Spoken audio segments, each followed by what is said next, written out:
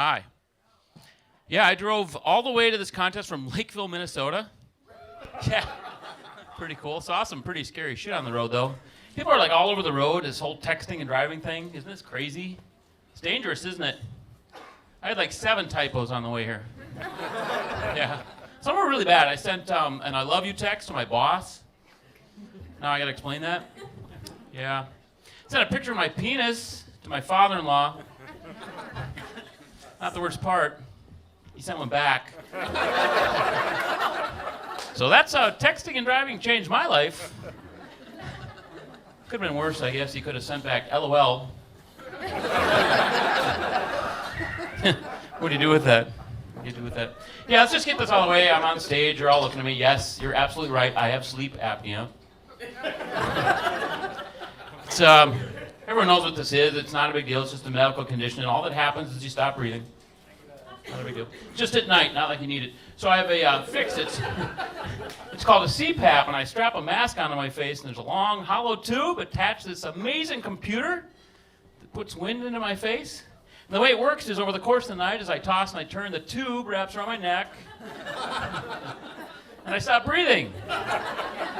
It's amazing. So my wife saw this dilemma one day, and she's like, hey, you know what? You put on some weight. Maybe if you lost some weight, you'd lose the sleep apnea. So she put me on a diet, although I lost 20 pounds. Very excited. 20 pounds. Yeah. Thank you. Oh, you guys are so sweet. Yeah. I'm ashamed to admit that I did lose it on a fad diet. It's called divorce. Yeah,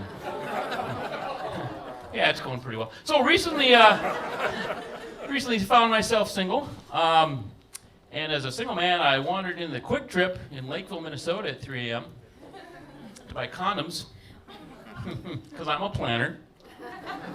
Yeah, no, I just have this going on, so why would I have condoms laying around?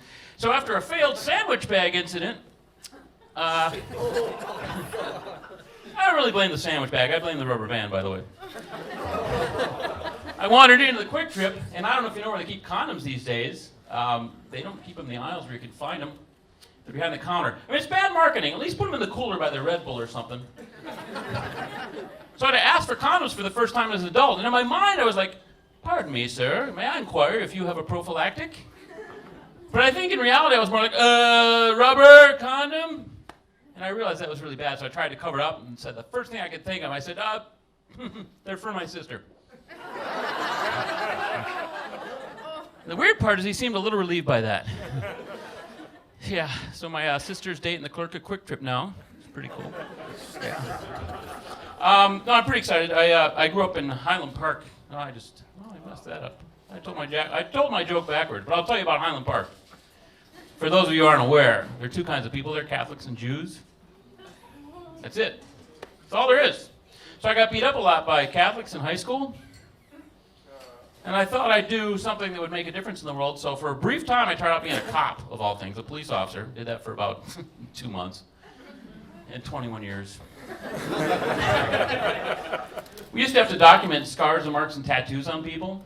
So one night I had a guy take off his shirt, across his back were the words, "Born to loose." I'll let it sink in. It's a spelling joke. I'm just kidding, it's a prison rape joke. So I pointed out to the guy the irony of the words, "born to loose" across your back when you're about to go to prison for 7 years. And this was his explanation. That's just how I spell it. No, asshole, that's how your tattoo guy spelled it. That's not how English works. Good luck in prison, you looser. How many people here have been arrested for DUI before? Never. Liars. I'm at a bar in Lilydale, Minnesota. 7 of you. I still have access to the computer. So I arrested probably 2,000 drunks in my police career. Do you know what 1,999 of them said when I asked them how much they had to drink? 2. How recently was yours? No, it wasn't you. It was the one behind you. Good job. So one day I stopped a guy and I said, "Hey, how much you had to drink?" And the guy's like, I don't know, about 14 beers? I said, "Holy shit, dude, that's refreshing. You're free to go."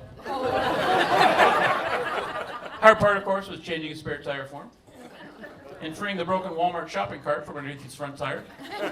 Totally worth it. I'm Chuck Gall. Thanks for your time.